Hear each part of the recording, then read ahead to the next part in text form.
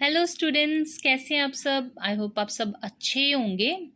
और जो आज हमारा टॉपिक है वो केमोथेरेपी। ये बहुत ज़्यादा इंपॉर्टेंट टॉपिक है, तो ये प्रिपेयर कर लेना। ये कभी कभी 5 मार्क्स का भी आता है, 3 का भी आता है, इससे ज़्यादा का भी आता है, और ये आता हर एक एग्जाम में। तो अच्छे से प्रिपेयर कर लेना, ठीक है, ये टॉपिक। और मेरे चैनल को ज़रूर ज़रूर ज़रूर सब्सक्राइब कर लेना, ठीक है। Chemotherapy is use to kill cancer cells in people with cancer. It is a type of cancer treatment that uses powerful anti-cancer drug to kill fast growing cancer in the body. ठीक है, cancer cells in the body.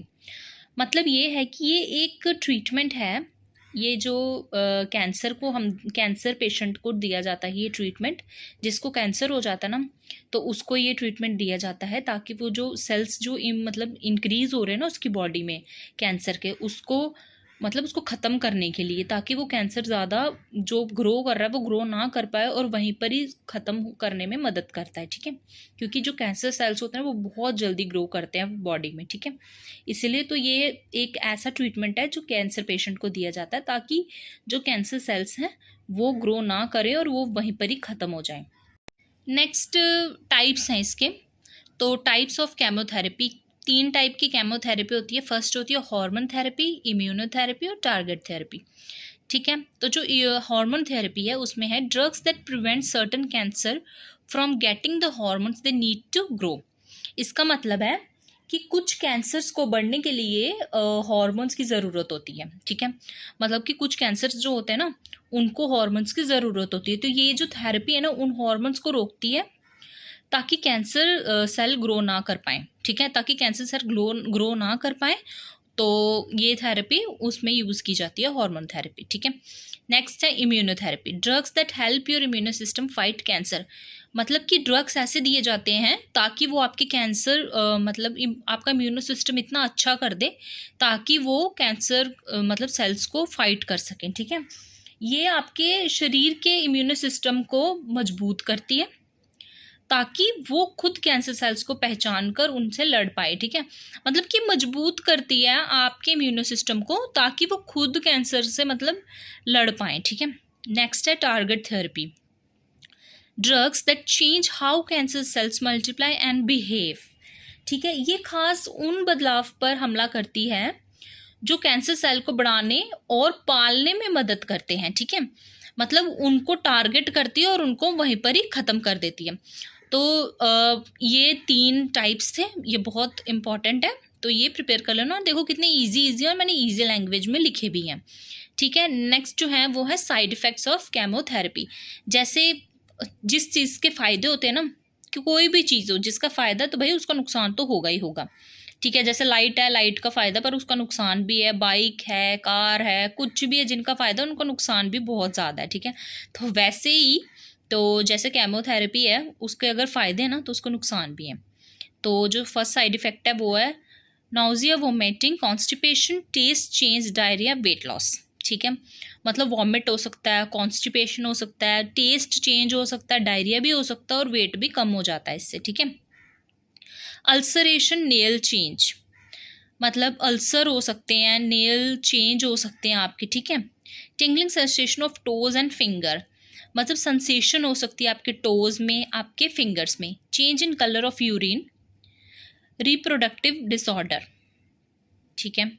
तो आपके urine का colour change हो सकता है और reproductive disorder भी हो सकता है। कफ, बोन मैरो, डिप्रेशन, फिर है hair loss and loss of appetite. Cough हो सकता है आपको, डिप्रेशन, बोन मैरो डिप्रेशन हो सकता है। हेयर लॉस तो जैसे आपको तो पता ही है, जिनको केमोथेरेपी होती है उनके हेयर लॉस होते ही होते हैं, ठीक है। लॉस ऑफ एपेटाइट मतलब भूख नहीं लगना, ठीक है, ये है इसका। नेक्स्ट जो है वो है नर्सिंग मैनेजमेंट, ठीक है। नर्सिंग मैनेजमेंट फर्स्ट है उसको प्रिवेंट इन्फेक्शन। सबसे इम्पॉर्टेंट ही यही है कि इन्फेक्शन को प्रिवेंट करने, सबसे इम्पॉर्टेंट है ये, क्योंकि जो पेशेंट होते हैं उनको बहुत जल्दी इन्फेक्शन हो जाती है। तो सबसे पहले यही है कि उनको कैसे प्रिवेंट किया जाए इन्फेक्शन से, ठीक है। फर्स्ट है monitor vital science for early and report if pyrexia, ठीक है। मतलब ये है कि वाइटल साइंस जो हम मॉनिटर करते रहे 4-4 घंटे बाद, वाइटल साइंस, वाइटल साइंस मतलब होता है बीपी, पल्स, टेम्परेचर, उनका चेक करते जाएं। और अगर बुखार ज़्यादा हो तो जल्दी से जल्दी रिपोर्ट करें। Next observe for mouth redness and inflammation, कि मुंह को चेक करते रहें कहीं सूजन तो नहीं होगी मुंह में, या लालपन वगैरह, या लाल तो नहीं हो गया अंदर हो गया, रेडनेस तो नहीं होगी, तो वो चेक करते रहें, ठीक है। Next, report any change in vowel habit, change in colour of urine, मतलब कि रिपोर्ट करते रहें, बार बार देखते रहें कि वॉवल हैबिट या फिर चेंज इन यूरिन, मतलब होता है कि जो मतलब पूप कर रहे हैं, वो लेटरिंग कर रहा है जो पेशेंट, उसमें कोई चेंज तो नहीं हो गया, या फिर उनके जो यूरिन का कलर है वो तो नहीं चेंज हो गया। नेक्स्ट है monitor WBC differentiate count, WBC मतलब होता है वाइट ब्लड सेल, मतलब वो भी चेक करते रहें, ठीक है, बार बार। Avoid doing rectal examination, rectal temperature and catheterisation, avoid करें, मतलब अवॉइड करें, चेक करने की कोई ज़रूरत नहीं है, रेक्टल एग्जामिनेशन करने की कोई ज़रूरत नहीं है, रेक्टल टेम्परेचर देखने की भी कोई ज़रूरत नहीं होती है, क्योंकि और कैथेटराइजेशन भी करने की ज़रूरत नहीं है, क्योंकि उससे बहुत जल्दी इन्फेक्शन का खतरा होता है, ठीक है। मेंटेन पर्सनल हाइजीन, हाइजीन को मेंटेन करते रहें, हाइजीन मेंटेन होगी तो फिर उससे इन्फेक्शन का खतरा कम होता है, ठीक है। Give stress on hand washing, patient को बार बार कहना है कि आपने हैंड वॉश करते रहना है ताकि इन्फेक्शन ना हो। और एडमिनिस्ट्रेट एंटीबायोटिक्स प्रिस्क्राइब्ड, जो भी डॉक्टर ने एंटीबायोटिक्स लिखी हुई है, एंटीबायोटिक्स लिखी है, जो भी मेडिसिन वगैरह दी हुई है, उनको टाइम टू टाइम लें। Prevent bleeding, when platelet count is less than 1 lakh mm3, avoid catheterization, rectal examination, मतलब जब प्लेटलेट 1 लाख से कम होना तब अवॉइड कर दें कैथेटराइजेशन और साथ में रेक्टल एग्जामिनेशन, क्योंकि इन्फेक्शन का खतरा बहुत ज़्यादा बढ़ जाता है, इसीलिए जैसे हमने ऊपर पढ़ा था, ठीक है। Apply pressure on 5 minutes on injection site, मतलब जैसे ही आपने सुई लगाई, इंजेक्शन लगाया, तो उसको एटलीस्ट 5 मिनट तक आपने प्रेस करके रखना है जहाँ आपने इंजेक्शन लगाया। Monitor urine stool for presence of blood, मतलब आपने मॉनिटर करना है पेशेंट का यूरिन और साथ में स्टूल मतलब पॉटी, ताकि उसमें ब्लड तो नहीं आ रहा है कहीं, ठीक है। और अगर आ रहा है तो आपने उसी टाइम फटाफट डॉक्टर को इन्फॉर्म करना है। Regular checkup for platelet count, और प्लेटलेट काउंट का रेगुलर चेकअप आपने लेना ही लेना है कि कहीं कम तो नहीं हो रहे प्लेटलेट काउंट, इसीलिए। मिनिमाइजिंग फटीक, फटीक मतलब होता है थकावट, ठीक है। Monitor HP blood count and administrate blood if needed, मतलब आपने ब्लड काउंट मतलब मॉनिटर करते रहना है, आपने उनका ब्लड काउंट कितना है, HP कितना है, HP मतलब हीमोग्लोबिन कितना आ रहा है, उनका कहीं खून कम तो नहीं हो रहा, और अगर खून कम हुआ है, प्लेटलेट कम हुआ है, तो आपने चढ़ाना है, इफ़ नीडेड, अगर ज़रूरत पड़ेगी तो आपने चढ़ाना है, ठीक है। आगे है plan rest between daily activities, जो भी डेली एक्टिविटीज़ पेशेंट को आप दे रहे हो, ठीक है, उसमें उनको रेस्ट बहुत बहुत बहुत इंपॉर्टेंट है, और उनको रेस्ट देनी ही देनी है, ठीक है। Provide restful sleep and relief from pain, आपने उनको रेस्ट देनी है, स्लीप देनी है, अच्छी स्लीप देनी है, ठीक है, उनको रेस्ट करने के लिए बोलना है, और उनको रिलीफ, पेन के लिए, रिलीफ के लिए जो भी डॉक्टर प्रिस्क्राइब करेगा मेडिसिन वगैरह कुछ भी आपने उनको ज़रूर देना है, ठीक है। नेक्स्ट है प्रमोटिंग न्यूट्रिशन, न्यूट्रिशन एक बहुत ज़्यादा इम्पॉर्टेंट होता है, क्योंकि खान पान बहुत ज़रूरी है। जैसे आपका कोई भी ट्रीटमेंट चल रहा है, कोई भी ट्रीटमेंट चल रहा है, किसी भी रिलेटेड ट्रीटमेंट चल रहा है, तो उसमें खाना बहुत इंपॉर्टेंट है कि आप न्यूट्रिशन में क्या ले रहे हो, नहीं तो बोलते हैं ना दवाई भी नहीं लगती है अगर खान पान अच्छा ना हो तो ये है हमारा encourage small small frequent and easily digestible meal as patient complaint nausea and vomiting, इसमें ये है कि nausea और vomiting एक बहुत कॉमन है, इसमें होता ही होता है पेशेंट को, तो इसीलिए आपने वो न्यूट्रिशन पेशेंट को देना है जिस वो इजीली डाइजेस्टेबल कर सके, और एक ही बार सारा नहीं खाना खिला देना, अपना काम नहीं खत्म करना, उनको थोड़ा थोड़ा थोड़ा थोड़ा थोड़ा थोड़ा करके देना है, ताकि पेशेंट जो भी खाए वो इजीली डाइजेस्टेबल हो जाए, ताकि उनको वॉमिट वगैरह की ऐसी कोई कंप्लेंट ना हो, और थोड़ी थोड़ी थोड़ा थोड़ा देना है बिल्कुल, और इजीली जो डाइजेस्टेबल हो जाए। Diet should be high in protein calories, patient can tolerate heavy breakfast before therapy, ठीक है। आपने पेशेंट को जो भी आप डाइट दे रहे हो ना, वो प्रोटीन में हाई होने चाहिए, कैलोरीज होनी चाहिए उसमें, patient can tolerate heavy breakfast before therapy, और पेशेंट को एक अच्छा ब्रेकफास्ट देना है आपने थेरेपी से पहले, मतलब केमोथेरेपी जब पेशेंट को देनी है ना, उससे पहले उनको अच्छा सा एक आपने ब्रेकफास्ट देना है। Give 10 litre of liquid in 24 hours to prevent dehydration. आपने पेशेंट को हाइड्रेट रखना है, उनको पानी देना है बार बार ताकि वो हाइड्रेट रहे, लिक्विड प्रोवाइड करना है पेशेंट को।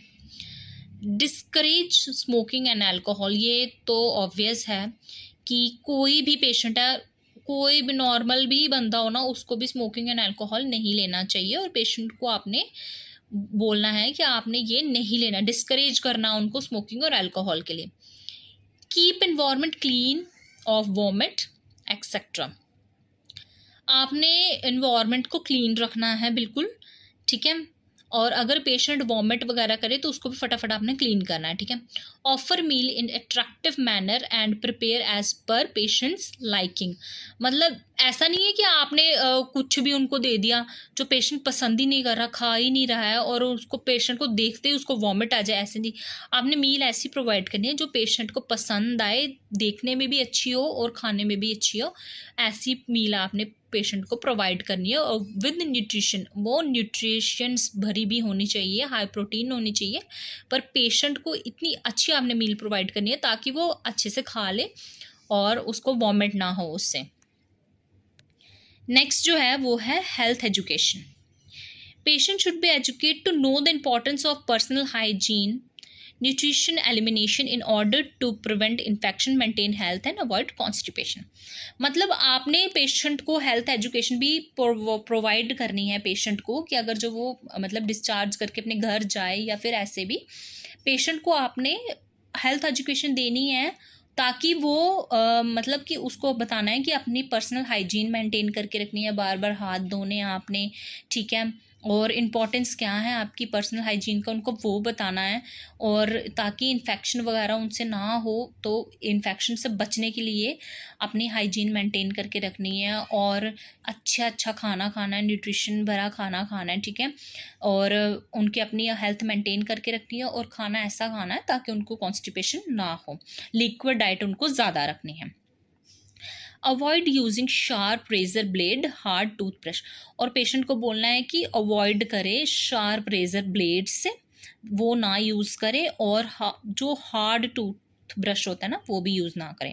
Advise women to report symptoms of vaginal infection, discharge, bleeding and inflammation.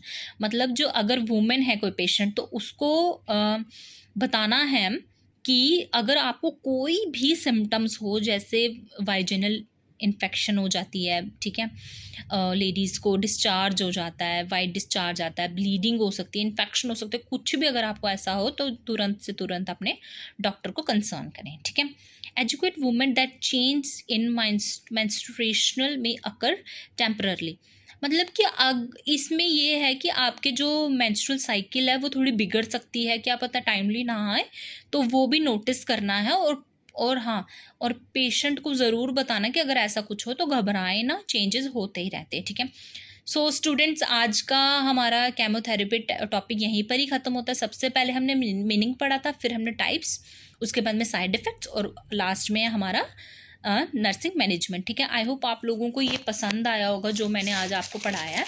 तो मैंने बहुत बहुत बहुत इजी अपनी तरफ से प्रिपेयर किया था, तो आप लोगों को कोई भी कहीं भी प्रॉब्लम होगी तो आप मुझे मैसेज कर सकते हैं, मुझे कमेंट करके बता सकते हैं, और आपको नया कोई भी टॉपिक पढ़ना है तो प्लीज़ मुझे मैसेज करें, कमेंट करें, और मुझे ज़रूर बताएं कि आपको जो भी न्यू टॉपिक पढ़ना है वो आप मुझे कमेंट करके बता दीजिए, ठीक है। Thank you. अगर आपको पसंद आए प्लीज़ प्लीज़ प्लीज़ लाइक करें, वीडियो को शेयर करें, और चैनल को सब्सक्राइब ज़रूर करें।